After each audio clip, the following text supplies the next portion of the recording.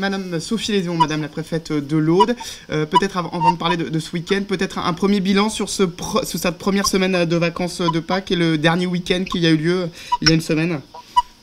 Alors, quelques éléments effectivement de bilan pour dire que globalement, en tout cas les Audoises et les Audois sont assez respectueux des mesures de confinement, puisque depuis le début du confinement, près de 24 000 personnes ont été contrôlées et 90% d'entre elles étaient en capacité de justifier de leur déplacement avec les motifs dérogatoires prévus. Il n'en reste pas moins que 10% sont encore en dehors des clous et doivent réellement tout mettre en œuvre pour respecter les mesures de confinement.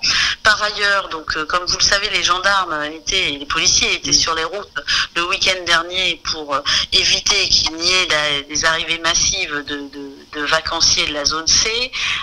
Globalement, il y en a eu assez peu qui ont été contrôlés et qui ne respectaient pas les motifs dérogatoires de déplacement. Pour autant, nous savons qu'il y a un certain nombre de petits malins qui ont dû prendre des chemins détournés pour pouvoir accéder à des résidences secondaires ou à des lieux de villégiature dont les volets s'ouvrent dans certaines communes.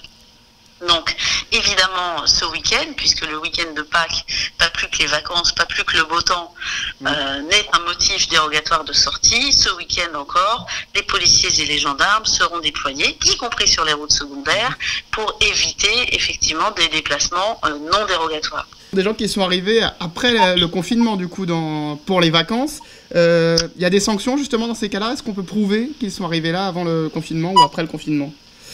Alors, on peut le prouver si effectivement on les attrape sur les routes et les contrôles se font évidemment dans notre département, mais également à l'échelle de la zone sud, donc sur les villes de départ que peuvent être Toulouse ou Marseille pour schématiser un peu, mais également tout au long du trajet et sur les villes d'arrivée ou départements d'arrivée comme peut être le département de l'Aude. Donc il y aura effectivement des contrôles coordonnés de manière à éviter que ces déplacements ne se fassent en dehors, encore une fois, des motifs dérogatoires. Vous aviez dit la semaine dernière que vous contrôliez les plateformes de réservation. Il y a eu des mouvements le week-end dernier et vous en percevez peut-être encore aujourd'hui ? Il n'y a pas eu de mouvement fort constaté de réservation pour notre département en tout cas sur les plateformes de réservation classiques que vous connaissez.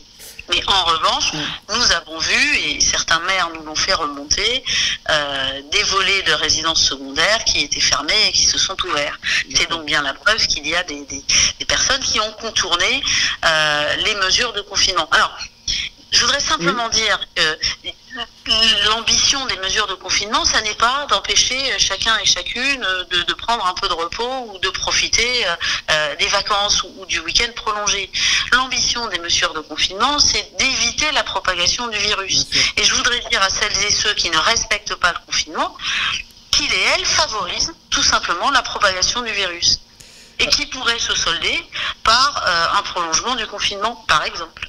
Alors justement, on parle de ce virus, de ce coronavirus. L'Aude est durement touchée.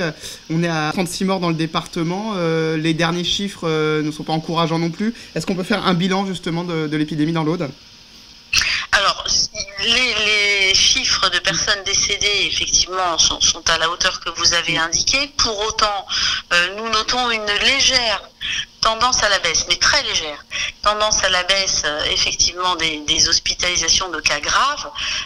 Donc c'est effectivement à ce moment-là qu'il ne faut pas relâcher la vigilance et respecter le confinement pour accentuer cette tendance et faire en sorte qu'en effet nous soyons bien sur une tendance à la baisse qui dure.